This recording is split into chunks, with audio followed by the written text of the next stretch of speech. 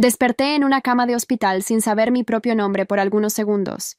Tenía 3 costillas rotas, un pulmón perforado y una máquina respirando por mí. Cuando por fin recobré la conciencia, lo primero que me dijo la enfermera fue que mi hermana había estado allí. Se quedó 20 minutos. Firmó un papel diciendo que no pagaría nada y se fue.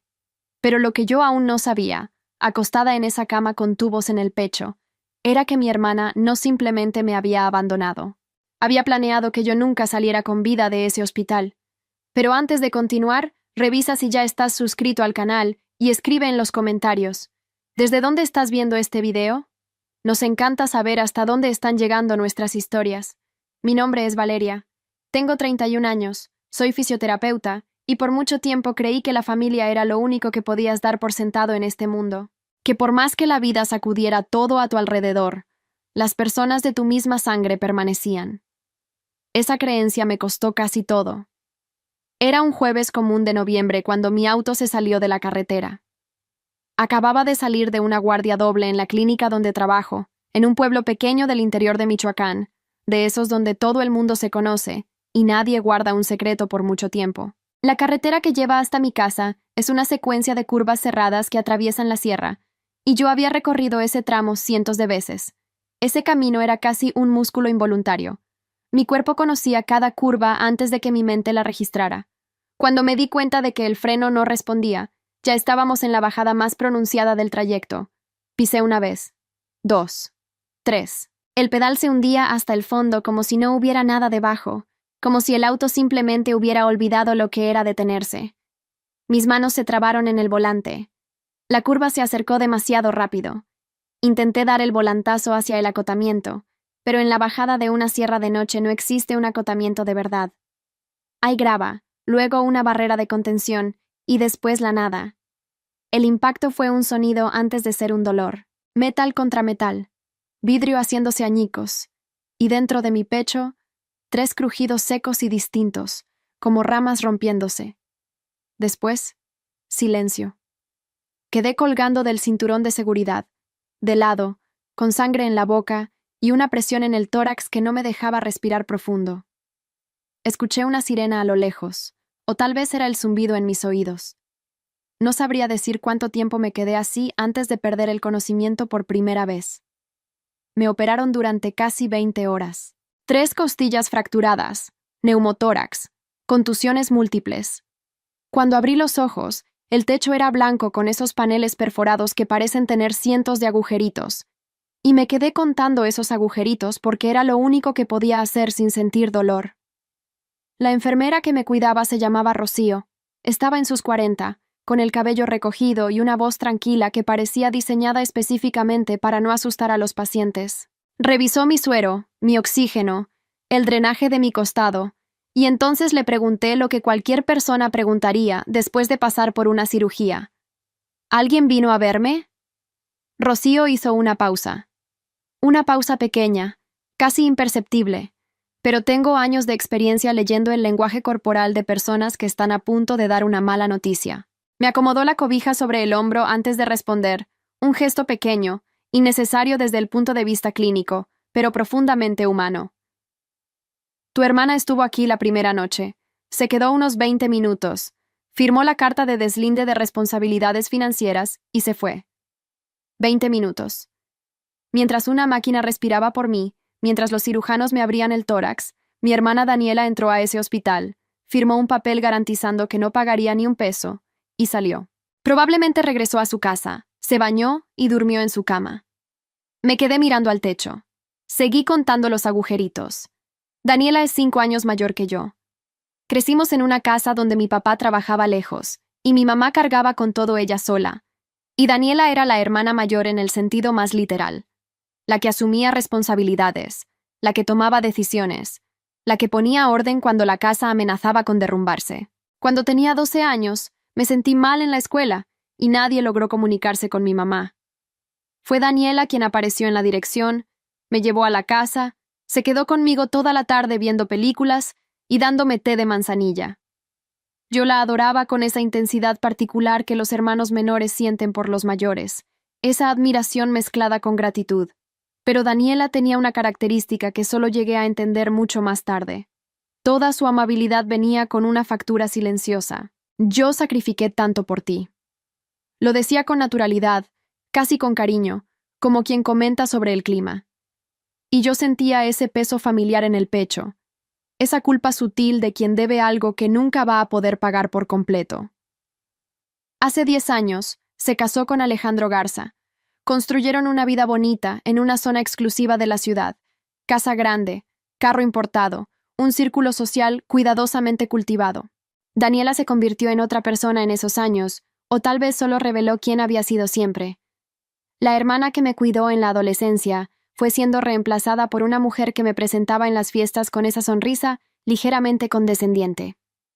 Mi hermana menor es fisioterapeuta, pobrecita. Nuestra abuela, doña Esperanza, veía todo esto con una claridad que yo no tenía.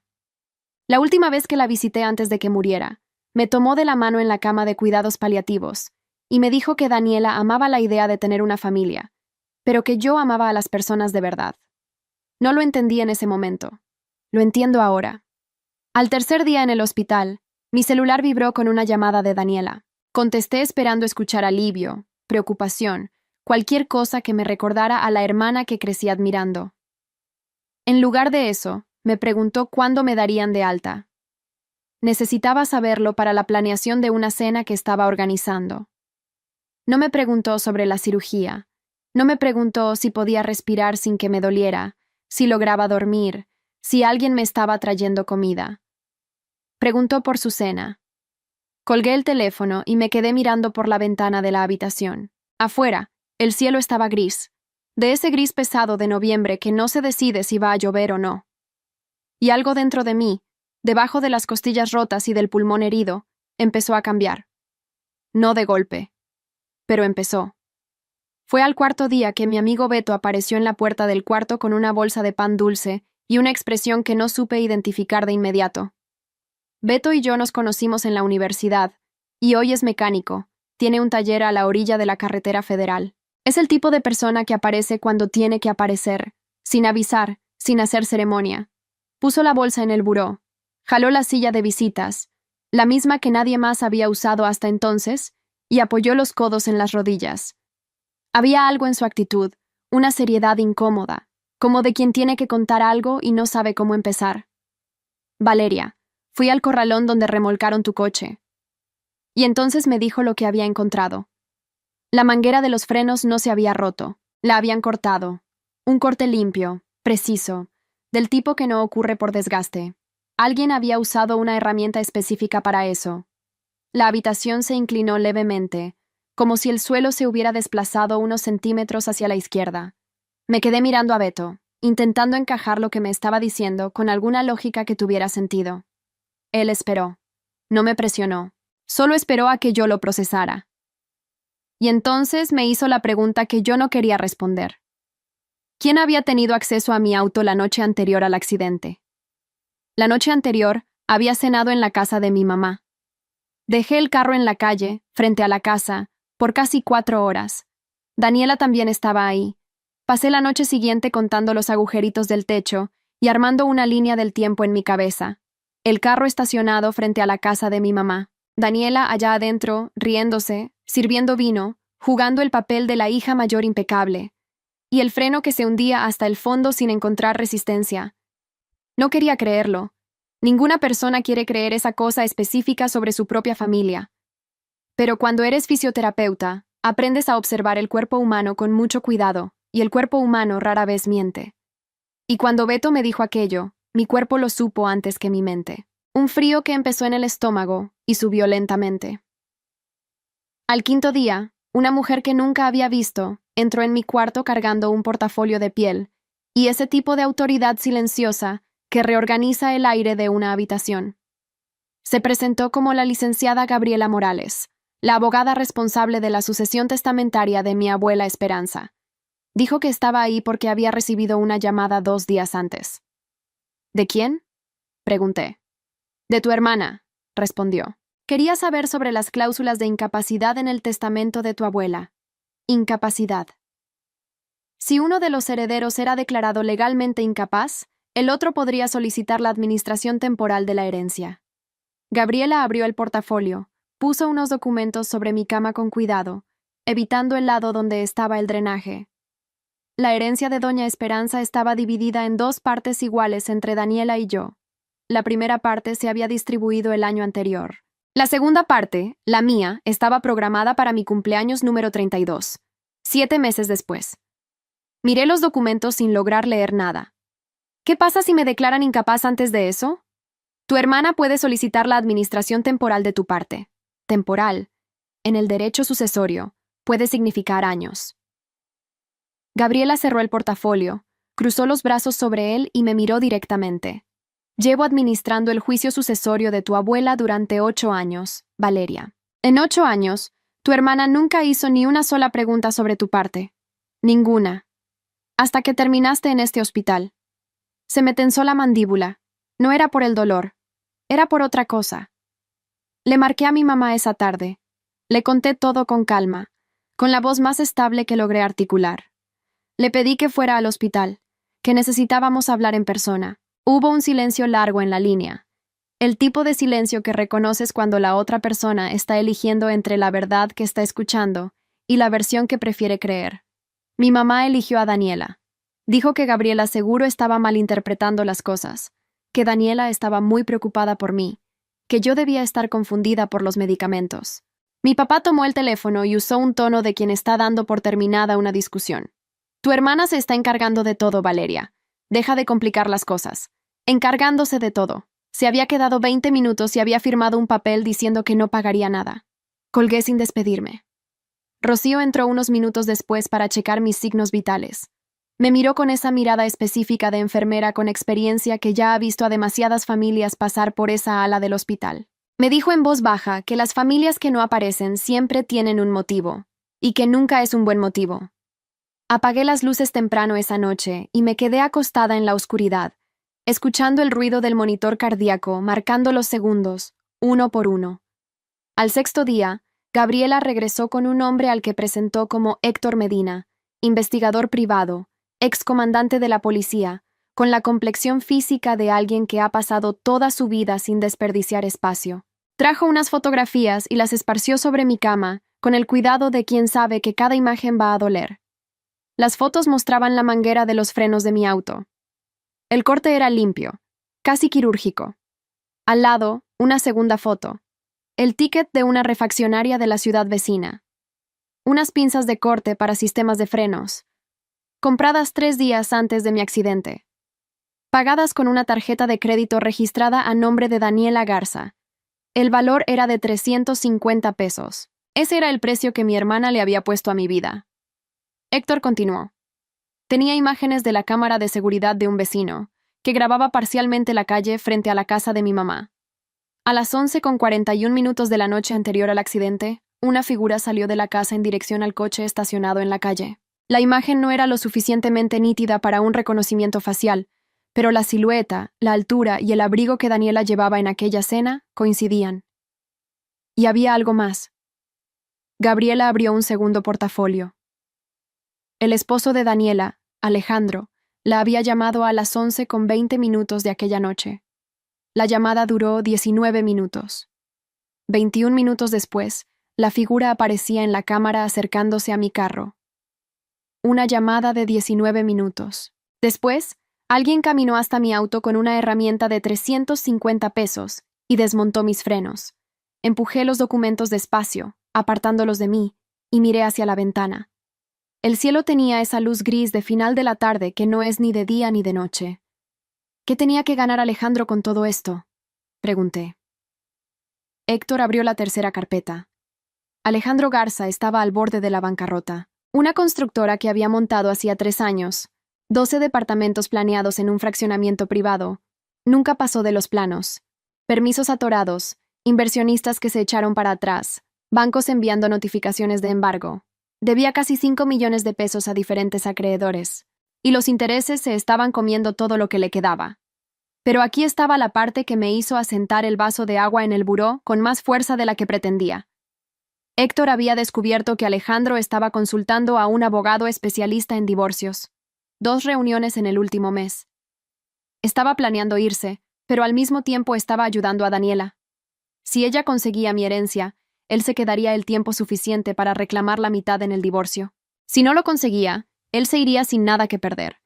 Mi hermana estaba arriesgando todo, incluyendo mi vida, para salvar un matrimonio que su propio marido ya estaba desechando en secreto. No sentí coraje en ese momento.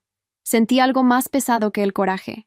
Sentí la extraña solidez de entender completamente una situación por primera vez, sin ninguna capa de ilusión de por medio.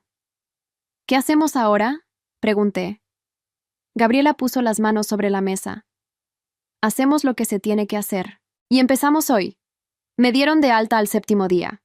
Salí con una carpeta llena de instrucciones, una lista de ejercicios respiratorios para hacer 3 veces al día y pulmones que todavía me silbaban en las respiraciones más profundas.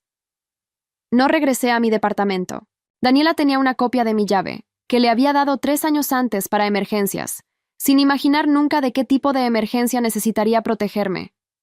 Tampoco fui a casa de mis papás. Rocío resolvió eso antes de que yo tuviera que pedirlo. Su mamá, doña Leti, una señora de 74 años con un huerto en el patio y un gato llamado Churro, que dormía encima del refrigerador, vivía sola en una casa pequeña de 3 cuartos a 15 kilómetros del pueblo. Doña Leti dijo que la compañía era bienvenida y no hizo ninguna pregunta. Rocío me trajo una bolsa con ropa comprada en un tianguis y me instaló en el cuarto de huéspedes sin mayor ceremonia. Por primera vez desde el accidente, dormí sin soñar con frenos. Ese mismo día, Gabriela me mandó un correo electrónico. Asunto: cena benéfica, Club Campestre, 19 de abril. Una línea de texto. El evento anual que Daniela coordinaba era en 4 semanas. Era el momento en que ella era más visible y, por lo tanto, más vulnerable. Empecemos a pensar en esto. Lo leí 2 veces. Cerré la laptop. Estaba sentada en la cama de doña Leti con la luz de la tarde entrando por la ventana. Churro enroscado en mis pies, y por primera vez desde que desperté en aquel hospital, sentí algo que no era miedo ni dolor. Era el comienzo de una gran claridad. Mi prima Sofía me marcó 3 días después. Ella ha sido mi aliada más cercana desde siempre, la hija de la tía Marta, 4 años menor que yo, del tipo de persona que contesta los mensajes al instante en que los recibe. Su voz estaba tensa, de esa forma específica de quien está intentando no gritar. Daniela había organizado una comida familiar, sin avisarme, sin invitarme. Se sentó en la cabecera de la mesa en la casa de mis papás y lloró. Lloró de verdad, con lágrimas que Sofía dijo que parecían absolutamente reales, y les contó que yo me estaba alejando de todos, que estaba resentida sin motivo, que ella había intentado todo para ayudarme, pero que yo estaba empujando a la familia lejos. Toda la familia había abrazado a Daniela. Mi mamá le sostuvo la mano. Mi papá asintió dándole la razón.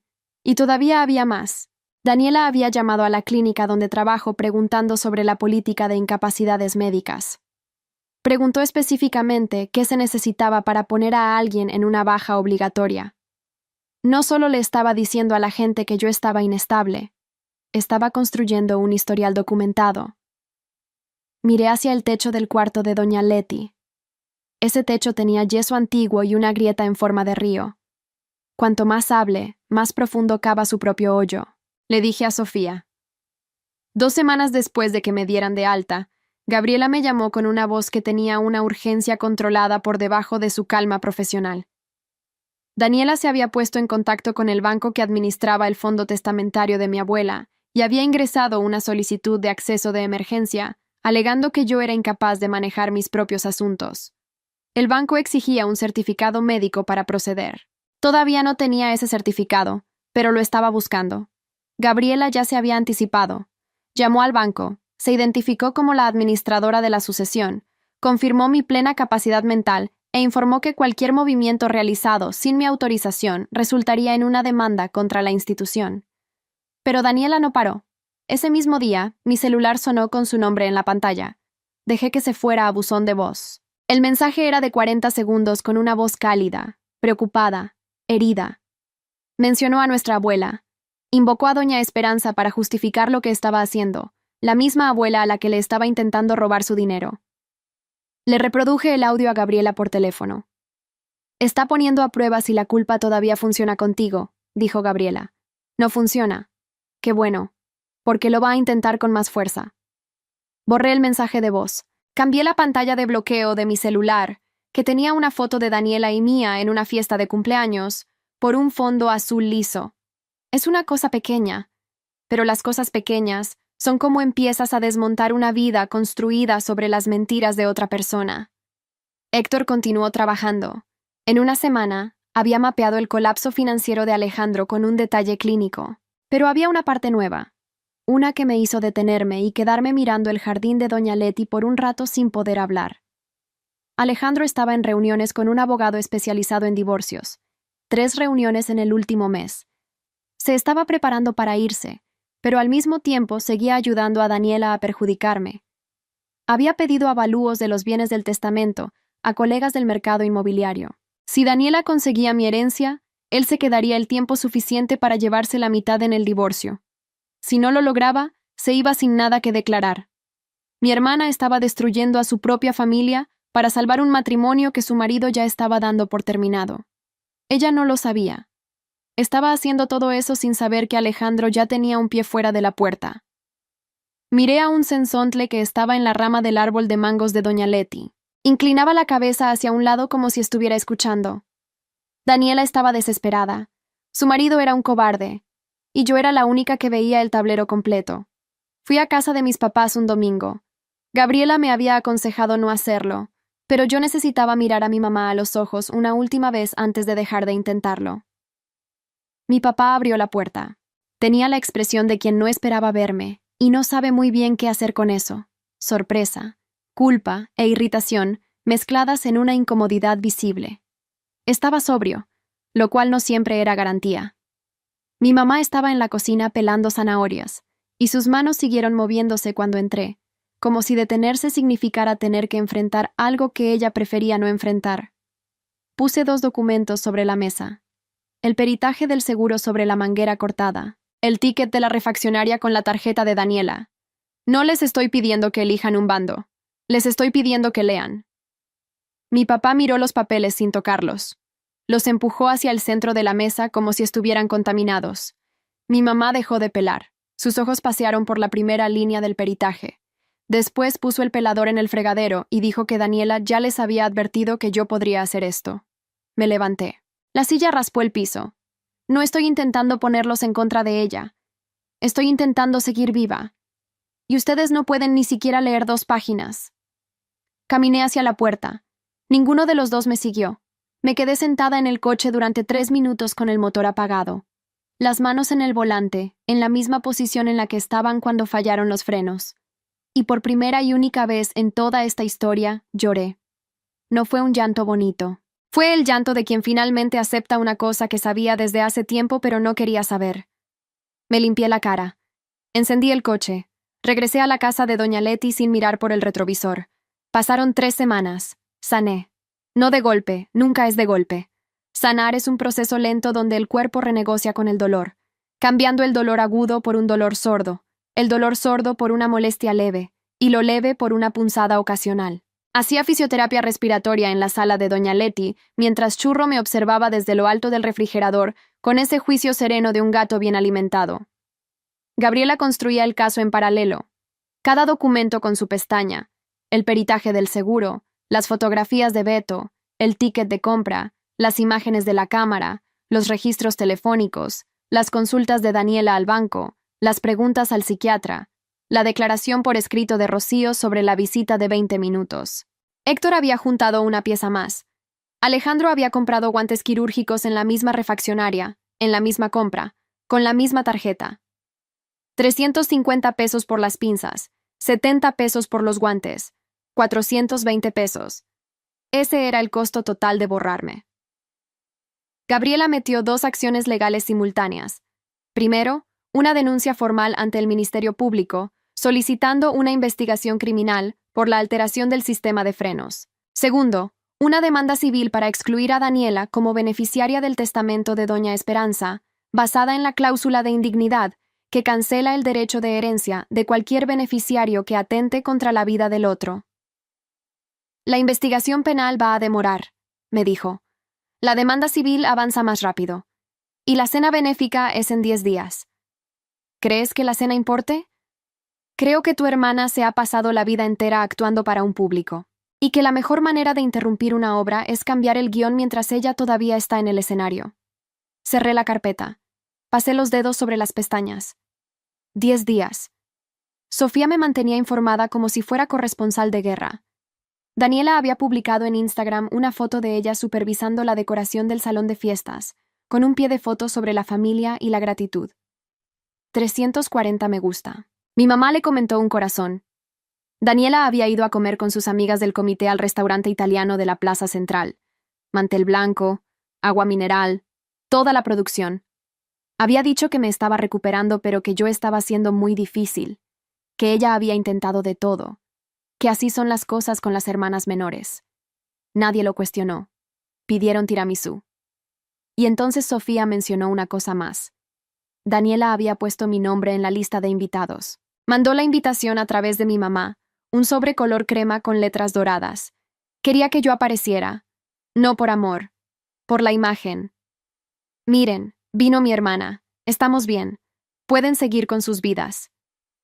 Sostuve el sobre y miré mi nombre escrito con la caligrafía de Daniela. Cuidadosa, bonita, del tipo que se practica. Voy a ir, le dije a Sofía. ¿Qué vas a hacer? Voy a dejar que mi hermana tenga su escenario. Y luego le voy a entregar algo que no va a poder actuar para salir del paso. 10 días se convirtieron en 3. Gabriela y yo nos vimos en una cafetería de un pueblo vecino, territorio neutral. Ella pidió un café negro y un pan dulce que ni siquiera tocó. Me pasó un papel doblado por encima de la mesa, una sola página con el resumen de todo.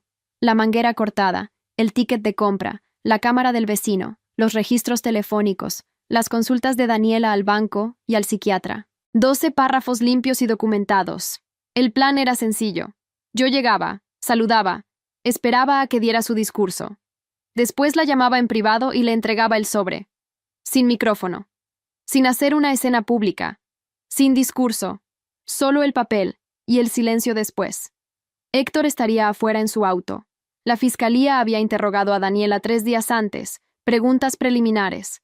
Ella no sabía qué información tenían ellos, pero sabía que existía una investigación. Según el contacto de Héctor en el Ministerio Público, ella se había mostrado calmada, cooperativa, encantadora.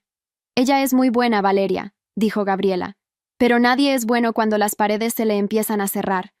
Agarré el papel, lo doblé, lo metí en el sobre y lo cerré. La noche antes de la cena, me senté en la cama de doña Leti con el sobre en la mesa de noche, la carpeta sobre la cama y churro a mis pies. Pensé en doña Esperanza. No en el testamento, no en el dinero. Pensé en sus manos, ligeras y calientitas, que siempre sostenían las mías un poco más de tiempo del necesario, como si estuviera memorizando el tacto. La última vez que la vi, en cuidados paliativos, me jaló hacia ella y me dijo que nunca dejara que nadie, especialmente alguien de mi propia sangre, me hiciera sentir que merecía menos de lo que me correspondía. Se lo prometí. Me apretó la mano. 2 días después, se nos fue. Elegí con cuidado qué ponerme. Un vestido azul marino sencillo, zapatos bajos, aretes pequeños. No iba para impresionar a nadie. Iba siendo yo misma, que era lo único que Daniela no había planeado. Sofía me llamó a las 9 de la noche. Daniela estaba nerviosa, alterada, se había peleado con el florista por la altura de los arreglos de la mesa central. Los ministeriales habían regresado para una segunda ronda de preguntas esa tarde. Ella sabía que la estaban investigando. Apenas pude dormir, pero era diferente al insomnio de las semanas anteriores. Antes me quedaba despierta por el miedo. Esta vez me quedé despierta con mucha claridad. El club campestre parecía sacado de una revista de bodas. Manteles blancos, cristalería, arreglos de hortensias desbordándose de floreros plateados. Un cuarteto de cuerdas tocando bajito en una esquina. 200 invitados, políticos locales, empresarios, miembros del comité de beneficencia, las amigas con las que Daniela salía a comer, circulaban por el salón con copas en la mano como si fueran accesorios de utilería. Daniela estaba cerca de la entrada con un vestido rojo oscuro, recibiendo a los invitados con la precisión de quien ensayó esa noche cientos de veces. Radiante, cálida. Exactamente todo lo que esperarías de una anfitriona. Entré a las 7:45 de la tarde. El salón no se quedó en silencio. Eso solo pasa en las películas. Pero hubo una pequeña onda, una pausa. Algunas cabezas se giraron. Alguien susurró algo. Yo era la hermana que se había quedado en el hospital. La hermana que había desaparecido. Daniela me vio y por medio segundo, una fracción de momento que nadie más captó, su cara hizo algo honesto. Su sonrisa vaciló. Abrió los ojos ligeramente más de lo normal. Parecía exactamente una persona que escuchó un ruido en una casa vacía. Después, la máscara volvió a su lugar. Cruzó el salón con los brazos abiertos. Me abrazó. Olía a perfume caro y a spray para el cabello. Me acerqué a su oído. Necesitamos hablar en privado después de tu discurso. Sentí como su cuerpo se ponía rígido por exactamente un segundo. Después se apartó sonriendo y dijo que claro, que si quería algo de tomar. Mis papás estaban en la mesa principal. Mi papá levantó su vaso.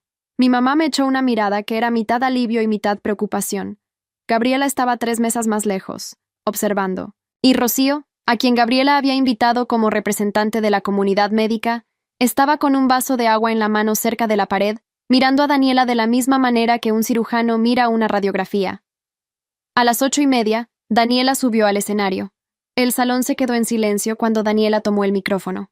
Ajustó la altura, le sonrió al público con esa sonrisa que había pasado décadas construyendo, y empezó. Habló sobre el fondo de becas, sobre los donativos al banco de alimentos, sobre el proyecto del huerto comunitario. La audiencia asentía. Entonces cambió de tono, y el cambio fue calculado con precisión quirúrgica. Este ha sido un año difícil para nuestra familia. Algunos de ustedes saben que mi hermana menor, Valeria, sufrió un accidente automovilístico grave hace algunas semanas. Un murmullo de compasión recorrió el salón. Pero nuestra familia se unió. Nos apoyamos mutuamente. Hizo una pausa, con los ojos llorosos. Yo estuve en el hospital todos los días, a su lado, rezando por su recuperación. Todos los días. Se quedó 20 minutos. Una sola vez. Me quedé sentada. Mi cara no cambió. Sofía, a mi lado, buscó mi mano por debajo del mantel y me la apretó. Y esta noche, continuó Daniela, con la voz quebrándose en el momento exacto, mi hermana está aquí con nosotros. Valeria, levántate para que la gente te vea. 200 rostros voltearon a verme. No me levanté. Hice un pequeño saludo con la mano y di una sonrisa educada. El salón aplaudió. Daniela se secó una lágrima. A 3 mesas de distancia, Rocío dejó su vaso de agua sobre la mesa con un clic tranquilo. Miraba a Daniela de la forma en que se mira algo que se conoce muy bien. Daniela terminó el discurso. La ovación fue calurosa. Bajó del escenario sonrojada con la satisfacción de alguien que cree haber ganado el juego. 10 minutos después, crucé miradas con ella a través del salón e incliné la cabeza hacia un salón adjunto. Un espacio más pequeño con sillones de piel y un barcito que nadie estaba usando. Ella asintió y me siguió. Cerré la puerta. El ruido del salón se convirtió en un murmullo detrás del vidrio esmerilado. Saqué el sobre de mi bolsa y lo puse sobre la mesa entre nosotras dos. Ábrelo. Daniela miró el sobre y luego a mí. Lo agarró. Deslizó el papel hacia afuera. Observé cómo sus ojos recorrían línea por línea. El peritaje de la manguera, el ticket de compra, su tarjeta de crédito, el horario de la cámara de seguridad, la llamada de Alejandro a las 11:20, las consultas al banco, las preguntas al psiquiatra, todo condensado en 12 párrafos limpios. Le empezaron a temblar las manos. No mucho, solo lo suficiente. Esto es una locura, dijo. Tú te inventaste esto.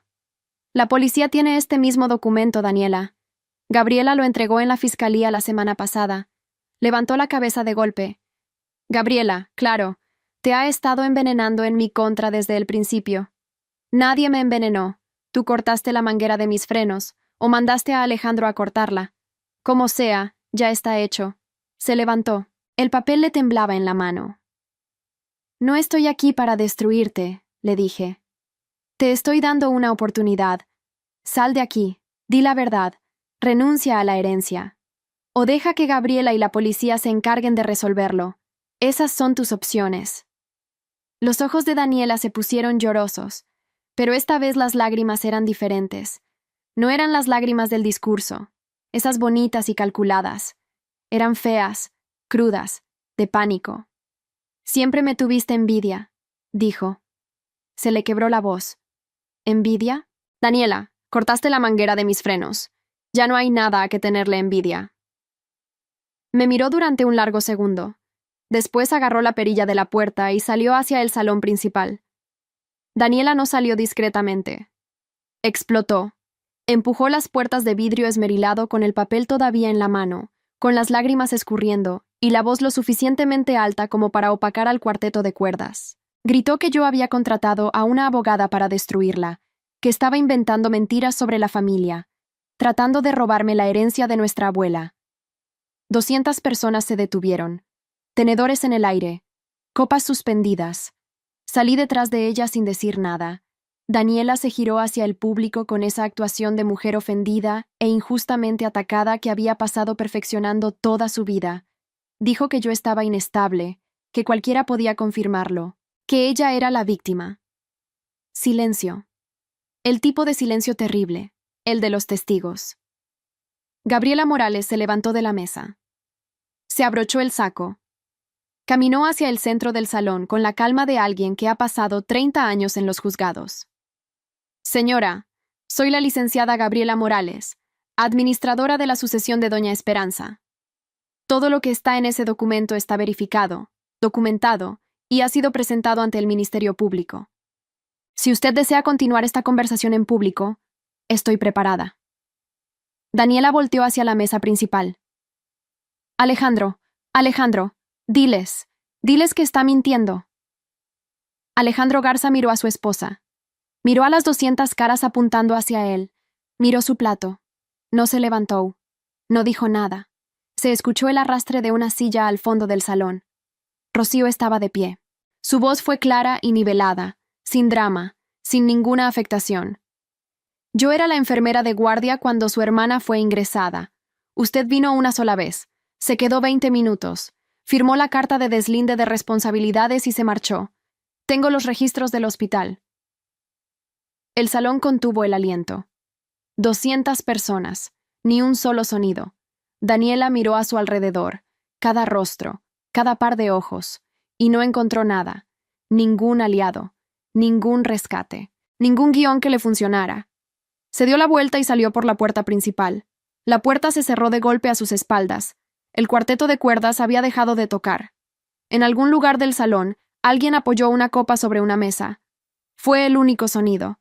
Me quedé en medio del salón con 200 personas mirándome, en mi vestido azul marino, y no sentí lo que me imaginé que sentiría. No me sentí victoriosa, no me sentí vengada. Me sentí como alguien que acaba de ver a la hermana que tuvo que caminar directo hacia el borde de un precipicio que ella misma fue construyendo, piedra por piedra, a lo largo de los años. Mi papá se levantó de la mesa principal. Tenía la cara pálida, las manos colgando a los costados del cuerpo, vacías. Abrió la boca. No le salió ninguna palabra. Mi mamá estaba llorando en una servilleta de tela. No me volteó a ver. No miraba a nadie. Gabriela se acercó y se paró a mi lado. La policía va a formalizar todo mañana a primera hora. La demanda civil está ingresada. Tu herencia está protegida. Asentí con la cabeza. Sofía apareció de mi otro lado y entrelazó su brazo con el mío. No dijo nada. No hacía falta. Miré hacia el salón una última vez. Esa gente, políticos, empresarios, miembros del comité, no eran mi público, no eran mi jurado. Eran solo testigos. Y testigos era todo lo que yo necesitaba. No para humillar a mi hermana, para asegurar que la verdad tuviera un salón lleno de personas que la escucharan. Gabriela me acompañó hasta la salida. Me dijo que yo había tenido mucha clase. No me siento con clase, le dije. Me siento cansada. Así es exactamente como debería ser. La adrenalina se esfuma, y lo que queda es la verdad. Y la verdad es pesada. Salí. El estacionamiento estaba vacío. El auto de Daniela ya se había ido. Sofía me llevó a la casa. En el asiento del copiloto, miré por la ventana cómo pasaban las calles del pueblo, y pensé que había enterrado a una hermana que ya estaba muerta para mí desde el momento en que cortó esa manguera. El Ministerio Público formalizó la imputación la semana siguiente. Alteración de un vehículo con dolo de causar lesiones corporales graves. El fiscal llamó a Gabriela para informarle que el reporte de los peritos había confirmado que las marcas de corte en la manguera eran compatibles con las pinzas que compró Daniela. Dependiendo de cómo avanzara la investigación, la acusación podría agravarse a intento de homicidio. Si eso pasaba, estaría enfrentando una condena de entre 8 y 20 años. A la semana siguiente, Alejandro metió los papeles del divorcio. No le llamó a Daniela antes. Ella se enteró cuando el sobre llegó a su casa en la zona exclusiva de la ciudad. Según Sofía, que lo escuchó de la tía Marta, Daniela se quedó sentada en la terraza leyendo el documento 2 veces. Después entró y cerró las persianas. Alejandro se fue del estado. Nadie supo a dónde. Su abogado fue citado a declarar como persona de interés. La llamada de 19 minutos la noche del accidente. La compra en conjunto de las pinzas y los guantes con la tarjeta de Daniela. Los avalúos de las propiedades que le había pedido a sus colegas del sector inmobiliario. Suficiente para mantenerlo en el radar de la investigación. El comité de beneficencia le mandó una carta a Daniela. Educada, formal, definitiva. Le agradecían por sus años de servicio y le informaban que la coordinación del evento había sido reasignada. Nadie le llamó. Su Instagram se quedó en silencio. Gabriela finalizó la demanda por indignidad. Una jueza analizó la cláusula del testamento de Doña Esperanza, que estipulaba la cancelación automática del derecho de herencia de cualquier beneficiario que atentara contra la vida del otro. Las pruebas eran voluminosas. La parte de Daniela fue congelada en espera de la resolución del proceso penal. Si la condenaban, la perdería de manera permanente. Gabriela me llamó con el fallo de la jueza. Su voz era profesional, pero había algo por debajo de ella. Satisfacción, tal vez, o simplemente alivio. Tu herencia está a salvo. La parte de tu hermana está congelada, y el marido ya recibió el citatorio. Gracias. Colgué. Me quedé sentada en el silencio. No se sintió como una victoria. Se sintió como supervivencia. Mis papás aparecieron en la puerta de mi casa un jueves por la tarde. Yo había regresado a mi departamento, cambié las chapas, puse una cerradura de seguridad adicional y le di la llave de repuesto a Sofía en lugar de dársela a cualquier pariente de sangre. El departamento se veía igual. Yo no. Mi papá estaba sobrio. Tenía los ojos rojos y limpios, sin esa niebla que yo había aprendido a reconocer desde niña. Traía puesta una camisa planchada. Era lo más arreglado que lo había visto en años. Mi mamá sostenía un refractario con comida como si no supiera qué más hacer con sus propias manos.